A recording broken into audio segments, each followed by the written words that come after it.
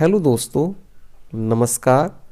स्वागत है आपका आपके अपने YouTube channel wifi exam point में। फ्रेंड्स, ये वीडियो लेखपाल भर्ती या यूपी ट्रिपल एस पैट का जो एग्ज़ाम है उसके लिए बहुत ही इम्पोर्टेंट है। वैसे ही सभी एग्ज़ाम्स के लिए काफ़ी इम्पोर्टेंट है, लेकिन स्पेशली ये लेखपाल भर्ती के लिए काफ़ी इम्पोर्टेंट क्वेश्चन है। तो चलिए दोस्तों, देखते हैं इसका पहला प्रश्न। फ्रेंड्स, चैनल पर अगर पहली बार विजिट की है तो आप चैनल को ज़रूर सब्सक्राइब कर दें और लाइक का बटन प्रेस कर दें, जिससे कि आपको आने वाली वीडियो की नोटिफिकेशन भी आपको सबसे पहले मिल सकेंगी। देखते हैं इसका पहला प्रश्न कि जैव मंडल आरक्षित क्षेत्र हैं। तो जैव मंडल आरक्षित क्षेत्र ये दिए गए हैं, इस तरफ ये राज्य दिए गए हैं दोस्तों, और उनके नीचे कूट दिया गया है। तो इनके सहायता से आपको ये बताना है कि हमारा जो आंसर होगा वह कौन सा होगा। जैसे सिमलीपाल है सिक्किम, देहांग देव वन नौकरेक अरुणाचल प्रदेश, कंचनजंगा उड़ीसा या मेघालय। तो इस तरीके से जो हमारा कूट बन जाएगा दोस्तों, वह बनेगा कि सिमलीपाल जो है वह उड़ीसा में है। कहाँ पर है? उड़ीसा में। देहांग जो है आपका अरुणाचल प्रदेश में, और नौकरेक जो है फ्रेंड्स मेघालय में है, और कंचनजंगा काफ़ी फेमस है जो कि सिक्किम में है।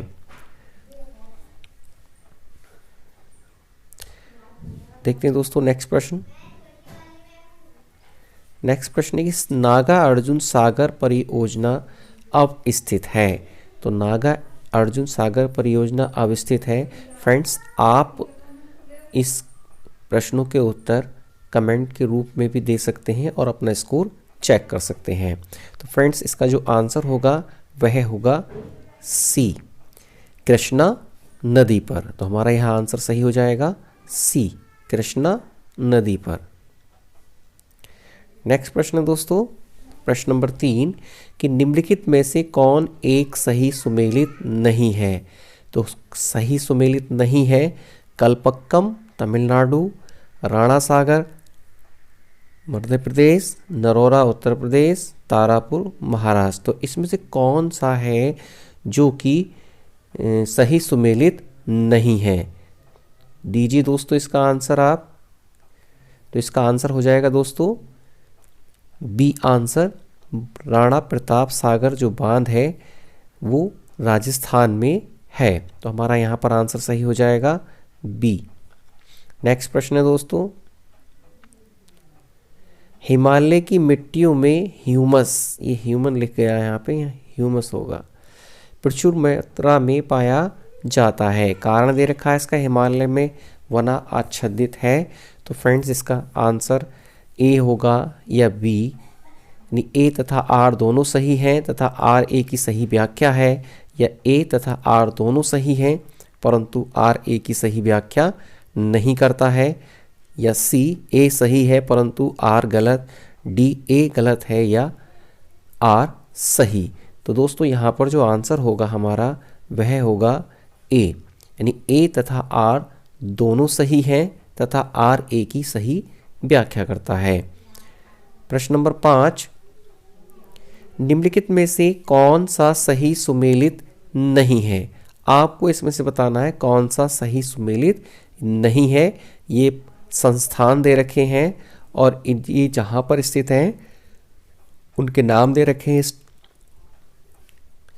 जगह के। तो आपको बताना है कि इसमें से कौन सा सही सुमेलित नहीं है। तो पोषण संस्थान हैदराबाद, वन्य जीव भारत का वन्य जीव संस्थान कर्नाटक, आयुर्वेद का राष्ट्रीय संस्थान Jaipur, national institute of naturopathy Pune. तो दोस्तों यहाँ पर जो आंसर होगा आपका वह होगा बी। क्यों? क्योंकि भारत का वन्य जीव संस्थान कर्नाटक में नहीं बल्कि देहरादून में स्थित है। बाकी ये तीनों सही हैं।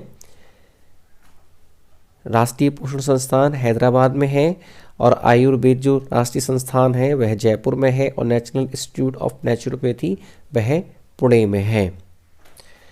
6 नंबर है, निम्नलिखित में से कौन सही सुमेलित नहीं है। इसमें से भी यही बताना है आपको कौन सही सुमेलित नहीं है। श्रीहरिकोटा आंध्र प्रदेश, थुम्बा केरल में है, भावा एटॉमिक रिसर्च सेंटर, ये थोड़ा गलत लग रहा है। और पोखरण जो है राजस्थान में, तो हमारा यहाँ पर आंसर सही हो जाएगा दोस्तों बी, भावा एटॉमिक रिसर्च सेंटर जो है वह महाराष्ट्र में है, तो इसलिए यहाँ पर आंसर सही होगा सी। नेक्स्ट है 7 नंबर, जीव मंडल आरक्षित परिरक्षण क्षेत्र हैं। घास स्थल या कृषि उत्पादन, वायुमंडलीय संतुलन, अनुवांशिक विभिन्नता। तो यहाँ जो आंसर सही होगा दोस्तों, इसका जो आंसर सही हो जाएगा आपका वह होगा डी, अनुवांशिक विभिन्नता। यानी जीव मंडल आरक्षित परिरक्षण जो क्षेत्र होते हैं अनुवांशिक विभिन्नता से संबंधित होते हैं, तो इसलिए हमारा यहाँ पर आंसर डी सही हो जाएगा।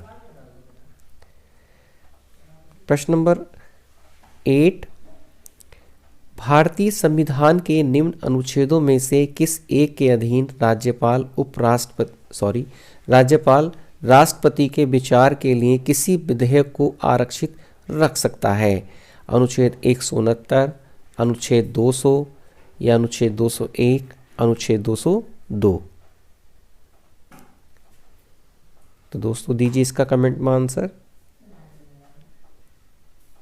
इसका उत्तर होगा दोस्तों सी, 201। यानी भारतीय संविधान के अनुच्छेद 201 के अनुसार जब कोई विधेयक राज्यपाल द्वारा राष्ट्रपति के विचार के लिए आरक्षित रख लिया जाता है, तब राष्ट्रपति घोषित करेगा कि वह विधेयक पर अनुमति देता है या अनुमति रोक लेता है।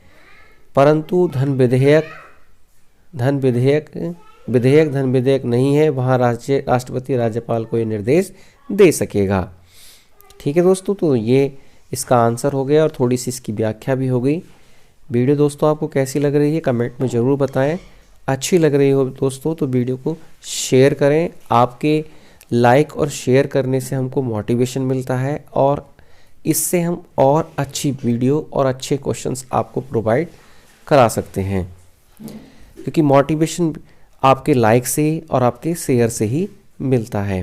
तो आप वीडियो को लाइक और शेयर जरूर करें। 9 नंबर है कि संविधान के अंतर्गत मूल अधिकारों का संरक्षक कौन है?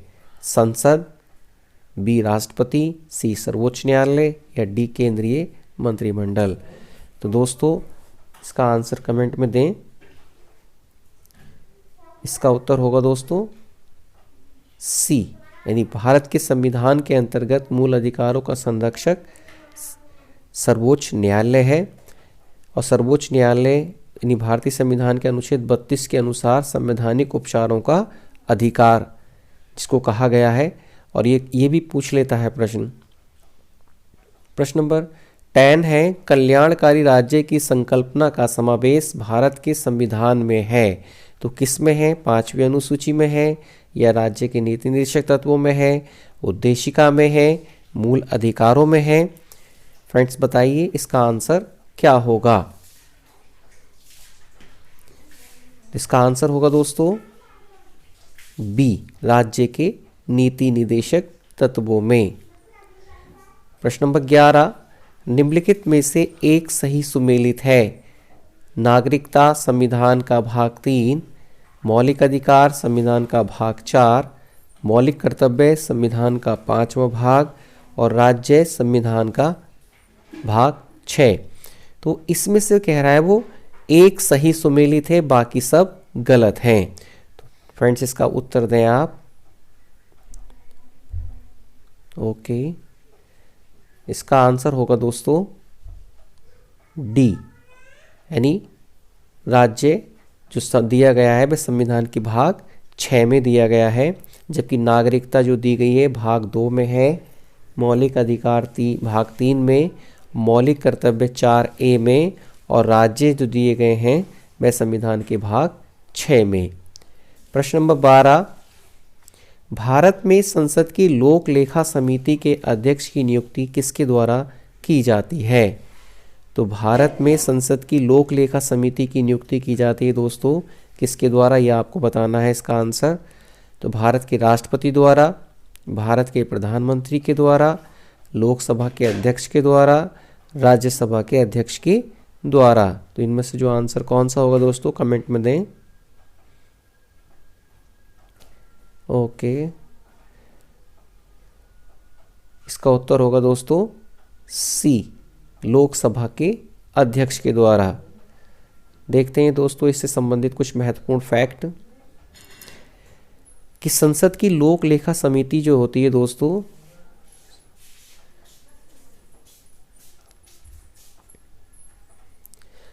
लोक लेखा समिति जो है इसकी नियुक्ति लोकसभा के अध्यक्ष के द्वारा की जाती है और ये सार्वजनिक वित्त पर नियंत्रण रखने के उद्देश्य से गठित की जाती है और इसमें 22 सदस्य होते हैं और जिसमें से 15 जो सदस्य होते हैं दोस्तों वह लिए जाते हैं लोकसभा से और 7 सदस्य लिए जाते हैं राज्यसभा से।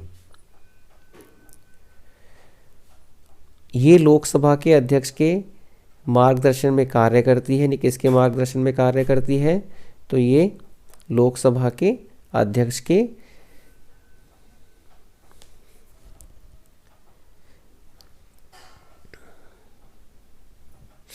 और ये राजनीतिक दलों के, इसमें विभिन्न राजनीतिक दलों के प्रतिनिधि के अनुपात में समिति में विभिन्न राजनीतिक दलों के सदस्यों का चयन किया जाता है। तो इसमें यानी ये लोक लेखा जो समिति के अध्यक्ष की नियुक्ति लोकसभा का अध्यक्ष करता है। इसमें 22 सदस्य होते हैं, 15 सदस्य लोकसभा से और 7 सदस्य राज्यसभा से। और ये जो काम करती है वह काम करती है किसके अंडर में, लोकसभा के अध्यक्ष के अंडर में। प्रश्न नंबर 13 कि भारतीय संविधान के किस अनुच्छेद के अंतर्गत राष्ट्रपति संसद के दोनों सदनों द्वारा पारित किसी बिल पर स्वीकृति रोक सकते हैं। अनुच्छेद 63, अनुच्छेद 108, अनुच्छेद 109 या अनुच्छेद 111। क्या होगा दोस्तों इसका आंसर? आपके काफी अच्छे उत्तर आ रहे हैं। इसका जो आंसर होगा वह होगा डी, अनुच्छेद 111। अनुच्छेद 14 नंबर है प्रश्न नंबर कि कौटिल्य किस सम्राट के महामंत्री थे।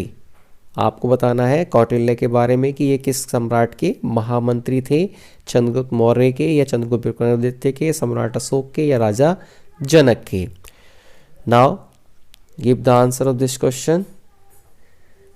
ओके दोस्तों, तो इसका आंसर होगा दोस्तों ए, चंद्रगुप्त मौर्य के।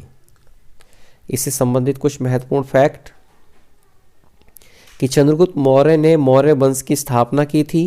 कौटिल्य चंद्रगुप्त मौर्य के शासनकाल में महामंत्री थे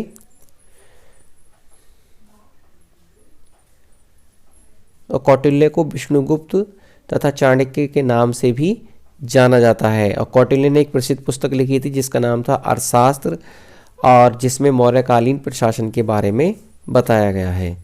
प्रश्न नंबर 15 गुप्तकालीन रजत मुद्राओं को नाम दिया गया था। कारशापण, दीनार, रूपक, निष्क, क्या नाम दिया गया था दोस्तों? ओके, इसका आंसर होगा सी, रूपक गुप्तकालीन रजत मुद्राओं को नाम दिया गया था। कुछ महत्वपूर्ण फैक्ट इससे संबंधित थी कि गुप्तकालीन रजत सिक्कों को रूपक कहा जाता था। चांदी के सिक्कों के मुख्य भाग पर तक यानी बक्ष तक जो है राजा की आकृति तथा पृष्ठ पर गरुड़ की आकृति मिलती थी। दीनार गुप्तकालीन स्वर्ण सिक्कों को कहा जाता था। अगर इस तरीके से पूछ ले जाए प्रश्न कि गुप्तकालीन स्वर्ण सिक्कों को क्या कहा जाता है, तो दीनार उसका आंसर होगा। कारशापण जो था फ्रेंड्स मौर्य काल की मुद्रा थी और निष्क प्रारंभ में एक प्रकार का जो है आपका आभूषण होता था जिसे गले का हार कहते थे और जिसे बाद में मुद्रा के रूप में प्रयोग किया जाने लगा था। तो ये थे इससे संबंधित कुछ महत्वपूर्ण फैक्ट। प्रश्न नंबर 16 कि पुराणों का अध्ययन करने वाला प्रथम मुसलमान कौन था? अबुल फजल, अबुल कादिर बदायूनी या अलबरूनी, दारा शिकोहा। तो इनमें से कौन सा आंसर सही होगा? तो यहाँ दोस्तों हमारा आंसर सही हो जाएगा अलबरूनी, यानी सी आंसर सही होगा। अलबरूनी ने पुराणों का अध्ययन किया था और यही प्रथम मुस्लिम था। इससे संबंधित कुछ महत्वपूर्ण फैक्ट ये पुराणों का अध्ययन करने वाला प्रथम मुस्लिम अल-बरूनी था। अल-बरूनी महमूद गजनबी के साथ में भारत आया था और अल-बरूनी ने प्रसिद्ध पुस्तक किताबुल हिंद की रचना की थी। और ये किस भाषा में की थी? तो ये अरबी भाषा में इसकी रचना उसने की थी। और अल-बरूनी ने इस किताब में भारत को जैसा देखा था वैसा ही उसने इस किताब में लिखा था। नेक्स्ट प्रश्न है प्रश्न नंबर 17। निम्नलिखित में से कौन कैबिनेट मिशन 1946 ईस्वी का सदस्य नहीं था? Lord Babel, A B. Alexander, Pethick Lawrence, Stafford Lawrence. इसमें कौन सा आंसर सही होगा? तो दोस्तों इसका जो आंसर सही होगा वह होगा ए, लॉर्ड बेबेल। कुछ महत्वपूर्ण फैक्ट। कैबिनेट मिशन कब आया था? तो ये 1946 ईस्वी में भारत आया था और इस मिशन के जो अध्यक्ष थे कैबिनेट मिशन के वो थे sir Pethick Lawrence. A B. Alexander एवं स्टीफर्ड क्रफ्स इसके सदस्य थे और सर्वप्रथम कैबिनेट मिशन के द्वारा ही संविधान सभा के गठन को मान्यता दी गई थी। तो ये कुछ इंपॉर्टेंट फैक्ट हैं, इनमें से कोई सा भी तरीके से आपसे पूछ सकता है तो आप इसको नोट डाउन करते चलें। प्रश्न नंबर 18। महाभारत के फारसी अनुवाद का शीर्षक क्या है? यानी महाभारत के फारसी अनुवाद का जो शीर्षक है निम्नलिखित में से कौन सा है? अनवारे सुहेली या रज्मनामा, हस्त बहिश्त, अयार दानिश। तो इसका आंसर सही होगा दोस्तों बी, रज्मनामा। और रज्मनामा लिखी किसने थी? तो ये वह अकबर के समय महाभारत का अनुवाद रज्मनामा नाम से अब्दुल बदायूनी के नकीब एवं कादिर खां द्वारा किया गया था। नेक्स्ट प्रश्न है दोस्तों 19। पारिस्थितिक तंत्र में उच्चतम पोषण स्तर है। तो उच्चतम पोषण स्तर किसका होगा? शाकाहारी को या मांसाहारी को या सर्वाहारी को या अपघटक को?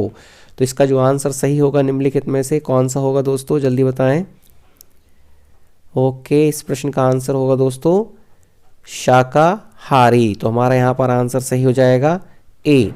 प्रश्न नंबर 20 कि चंद्रमा के धरातल पर दो व्यक्ति एक दूसरे की बात नहीं सुन सकते क्योंकि, यानी जब हम कोई दो व्यक्ति चंद्रमा पर हैं तो वो आपस में एक दूसरे की बात को नहीं सुन सकते। तो ये क्या कारण है कि वो इन दोनों की बातों को नहीं सुन पाएंगे?